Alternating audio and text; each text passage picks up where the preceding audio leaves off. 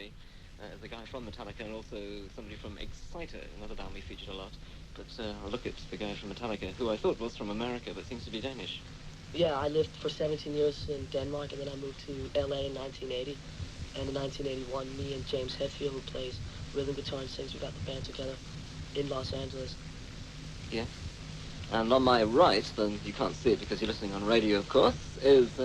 Dan Beehler. I'm from Exciter, from Canada. Yeah.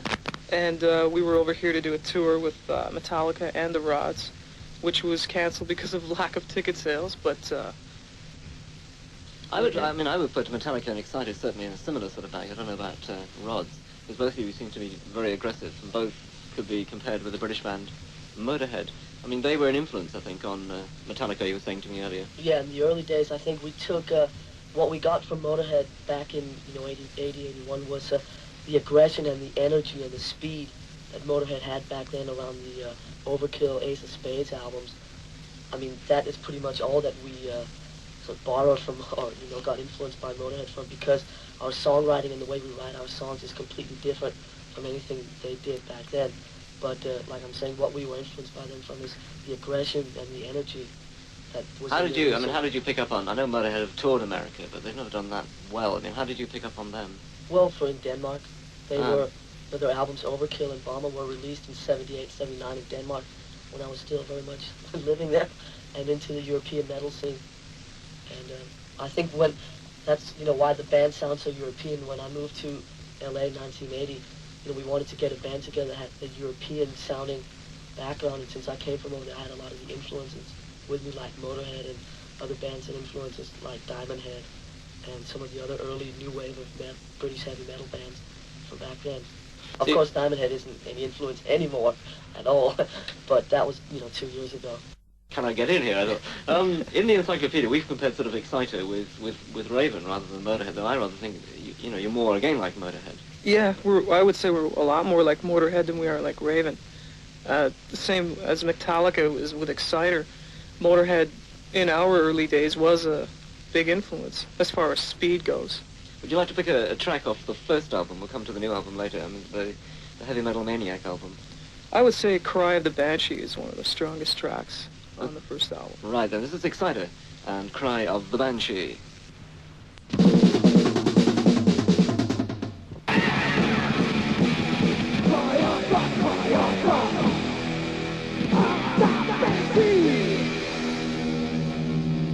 So that's Exciter and Cry of the Banshee. Exciter, a Canadian band. The thing which surprises me, I mean, most of the Canadian bands I listen to, and even some of the new stuff which is doing very well in the United Kingdom, like Bon Jovi, they tend to surround themselves with a lot of sort of synthal pump, though they do have a lot of very heavy stuff, whereas you're much more British and aggressive and down market, if you like. Yeah, we're very, very influenced by Black Sabbath as well. The three members of the band, if anyone asks us, who's your favorite band, the three of us would automatically say Black Sabbath, okay? Now, we love the heaviness of Black Sabbath, and yet we love the speed of Motorhead and the speed of fast Judas Priest and Saxon. But I mean, your vocals, I mean, I don't know about the backing tracks, but the vocals have nothing to do with Ozzy or certainly with Dio, and now Gillan's left Sabbath, but I mean, nothing to do with sort of Gillan to me. No, it's not really, I wouldn't say the vocals are really influenced by Sabbath. We try and, do the vocals in our own way, and write vocals like Exciter rather than stealing words and phrases and melodies from other bands. Were you, in Metallica, I mean, were you familiar with Exciter's music? Yeah, I've heard the first album, yeah. I haven't heard the second one yet. Yeah, and the second one is very much in the same mold, isn't it? It's not yeah, it is. We feel it's a lot better as far as writing goes, but it is in the same mold. Yeah?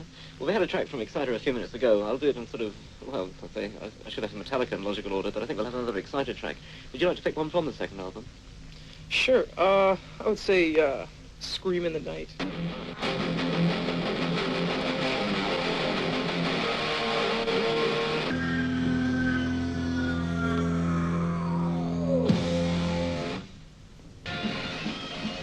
That's Scream in the Night from Exciter. That's the first track you've heard off that album. Any thoughts about that track yourself?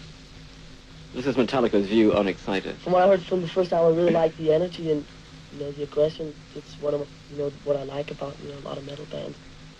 Tell me something about your... I mean, you're recording a new album, aren't you, from Metallica? Yeah, we're in the process of recording our second album at Sweet Silence Studios in Copenhagen, where Rainbow have recorded a couple albums, and we're working with the same people who recorded Difficult to Cure, and the album, in production-wise, is a total step forward from Kill 'Em All.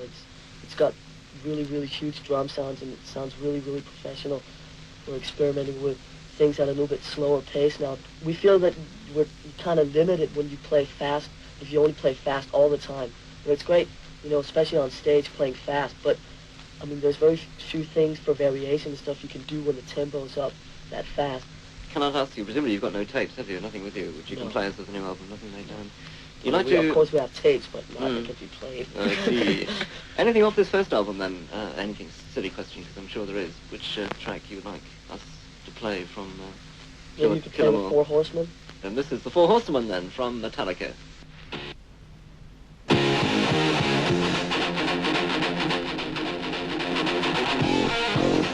That's the Four Horsemen from Metallica. Yeah, your two albums have been done. Presumably you're not recording another one, I assume, at the moment. Anyway, just presumably, as this phrase goes, consolidating yourself on what you've done. Yeah. We haven't really toured that much, so we don't want to, put out 5 albums and not, not tour.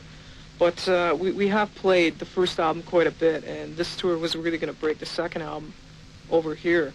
But we have lots of material written for a third album, but we're going to hold off maybe till the fall, till we can get some dates in to play the first and second album in places that really haven't seen us, Yeah, it's a great pity, isn't it, that your British tour for both of you and with the Rods, which would have been a very, very good tour. I mean, I'm told, reading around and asking people, that the big bands have been snitching all the tickets and all the monies, and they themselves have been announcing their gigs 7 or 8 months before the closed stuff, the tour for them, and some extra Whitesnake stuff. Yeah.